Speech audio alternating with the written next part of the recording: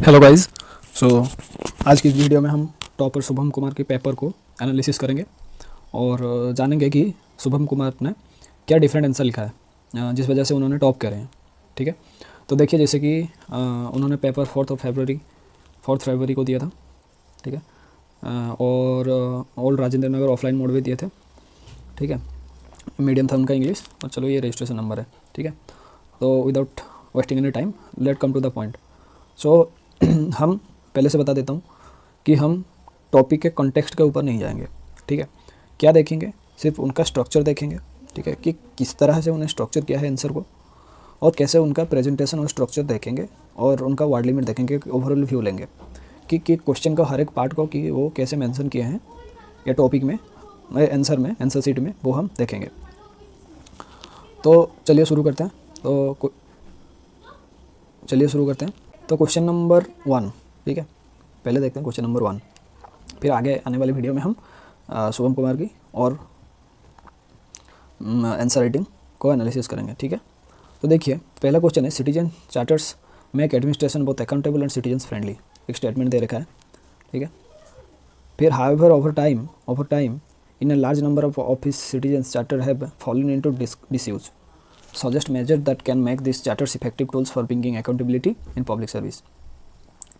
तो इससे हमें ये समझ में आती है कि ये बताया गया है कि चार्टर एक्ट्स के बारे में बताया गया है, सिटीजन चार्टर्स के बारे में बताया गया है, और ये कैसे अकाउंटेबल एंड सिटीजन फ्रेंडली है ये बताया गया है।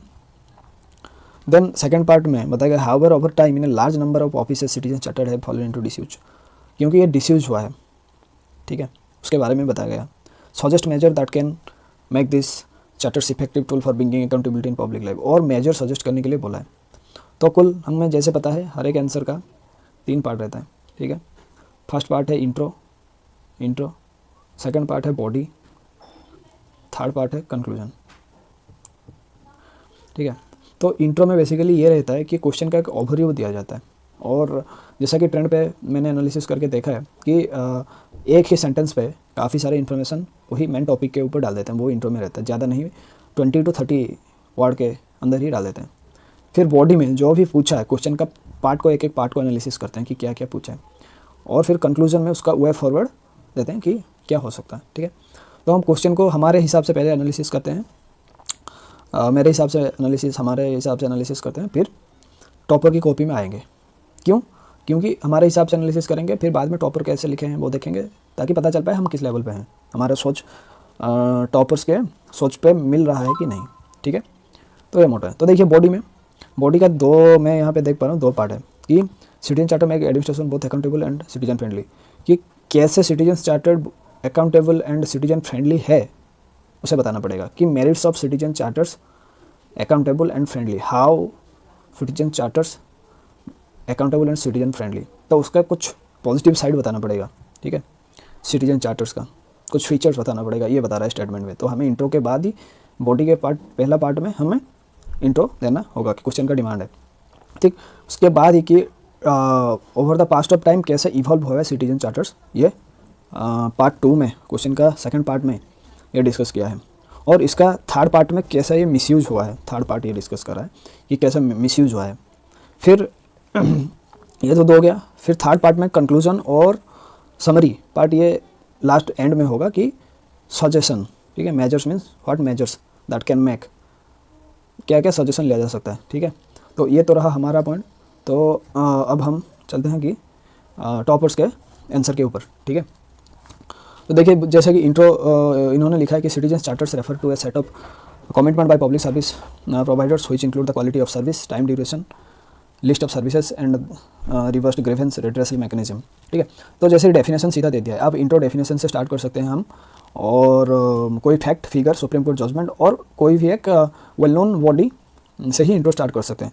तो वैसे ही बढ़िया सुंदर तरीके से, बहुत शानदार तरीके से इंट्रो को शुभम कुमार जी ने पेश किया है, पूरा डेफिनेशन देके। ठीक है, डेफिनेशन थ्रू इंट्रो को प्रॉब्लम क्या है। तो उन्होंने पहला ही प्रॉब्लम बता दिया कि सिटीजन चार्टर्स का प्रॉब्लम क्या क्या है।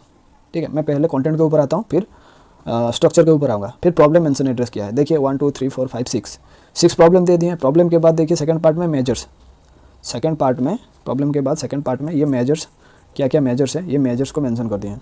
फिर मेजर्स में भी 5-6 पॉइंट मेंशन किया गया, 7 पॉइंट मेंशन किए हैं, फिर पेज खत्म हो गया, फिर छोड़ दिए। ठीक है, अच्छा तो ये तो प्रॉब्लम एंड सॉल्यूशन, तो ये कंटेंट का पार्ट रहा। तो हमें ये पेपर में से क्या सीखने को मिल रहा है? ठीक है, तो हमें ये सीखने को मिल रहा है, देखिए एक ही पहला बात तो ये है कि एक ही वर्ड में, एक ही सेंटेंस में, सॉरी एक तो वर्ड नहीं, वन सेंटेंस में introduction 22-25 max to max word के अंदर ही इंट्रो दे दिए। ठीक है, उसके बाद देखिए क्वेश्चन का सीधा बॉडी पार्ट में आ गया कि क्वेश्चन क्या डिमांड कर रहा है। ठीक है, ये देखिए सेकंड पार्ट में, however over time in a large number of office citizen chartered have fallen into disuse. तो ये जो डिसयूज हुआ है तो कुछ ना कुछ प्रॉब्लम हुआ होगा जिसके कारण ही डिसयूज हुआ है। तो वो प्रॉब्लम क्या है, वो प्रॉब्लम को पूरा सीधा एड्रेस कर दिए। देखिए, और एड्रेस करने का जो मेथड देखिए, पूरा पिन पॉइंट जो बोलते हैं ना, पूरा पिन पॉइंट शानदार तरीके से पिन पॉइंट देके मेंशन किए हैं। जो भी एक पेपर चेक करेगा, जो भी टीचर ना, वो पूरा खुश हो जाएगा कि मुझे मेहनत करना ही नहीं पड़ेगा, क्योंकि सब पूरा रखा हुआ ये पेश किया है। ठीक है, जैसे कि देखिए 1 2 3 4 5 6 पूरा नंबरिंग हुआ पे डाल दिए हैं उत्तर आंसर को, और अंडरलाइन भी बीच बीच में अंडरलाइन किए हैं।